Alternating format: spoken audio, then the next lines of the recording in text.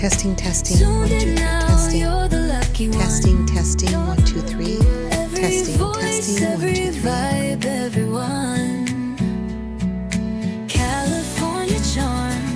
Hey, welcome to California Charm. Oh my gosh, I'm here in studio trying to get my sound to sound good with my lighting, with I've got my editing computer. I've just kind of been working on a few things, but today, because Cashew's a little under the weather, and if you don't know who Cashew is my 6-year-old Maltese who came to me during COVID, and he's going in for surgery tomorrow, which I'm a little sad about. But he came to us about 6 years ago during COVID. My son and my daughter-in-law came and stayed at the house. You know how like everybody did during COVID? Everybody went to somebody's house and just stayed there for a whole week because we didn't know what was going on. Well, while we were there, Helen, who absolutely loves rescuing dogs, she just rescued another one, Coda, and they called and said, Helen, do you want to foster these 2 little tiny white Maltese 8-week-old puppies? And she was like, yes, I want to do that. So as soon as they left our house, they went back home to their home at the beach, and these little puppies were dropped off, and they stayed in the house during COVID with these 2 little tiny white Maltese, a little brother and a little sister. So they named them Cashew, which is the boy, and Oatly, the little sister. Well, they absolutely fell in love with them. They posted about them all the time. These 2 little puppies became celebrities by themselves. Everyone started falling in love with them. Well, what happened was people started writing in wanting to adopt these 2 puppies. But you know what happened? Zach and Helen fell in love with 2 little white Maltese puppies. So I made one comment, just one, and I said, maybe Dad and I'll take one. Both. So you know what they did? Because now they weren't free anymore, because they had become celebrities. They sold them to Zach and Helen, and they bought them and gave them to me. Well, that started a 3-year adventure with Odie and Cashew.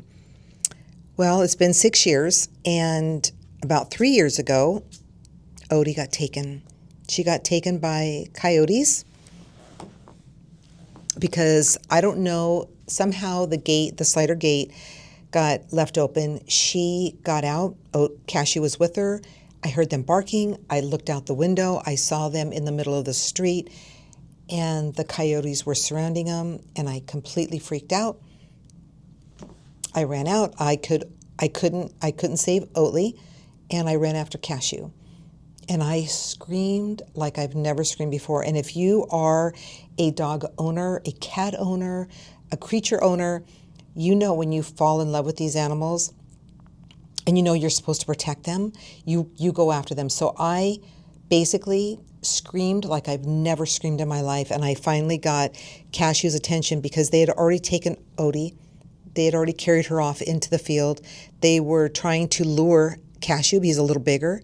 They were luring him into the field, and I was freaking out.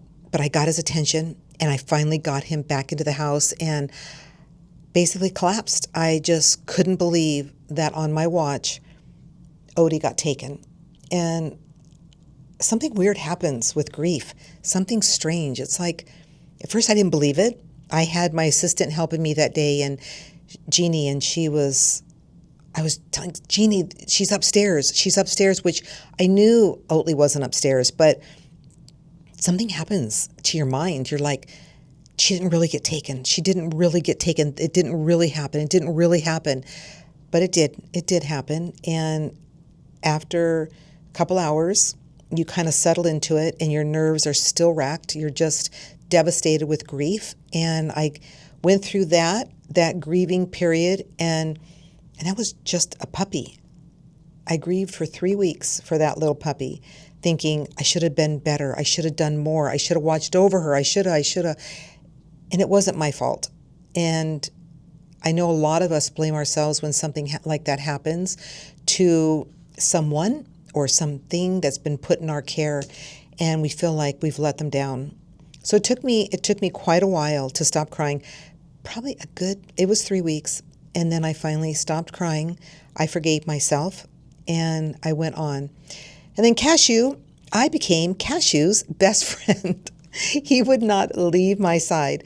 But the sad part is he would go out every morning and he would look out the gate to the exact spot that Odie was taken. And he would look in that direction like, is she coming back? Because remember, they'd been together since birth and it had been 3 years. And he would look for her every day. Every day. You don't think that broke my heart? So anyway, that's the story you get as I'm practicing my lighting and my mic. Oh my gosh, and only because I'm thinking of Cashew right now as he's here in studio with me. But that's for all you animal lovers. So anyway, thank you so much for being with me as I'm testing my lighting and my mic. And now I'm going to go and grab this footage and download it and see if I can make something kind of fun and maybe put some pictures of Oat and Cashew when they were just real tiny, tiny little things. And you'll get to see how they were. So I don't know. Anyway, thank you so much for joining California Charm. And remember, I truly believe the best is yet to come. California Charm, feel the breeze, feel the sun. Tuned in now, you're the lucky one. Every voice, every vibe, everyone. California Charm, the best is yet to come.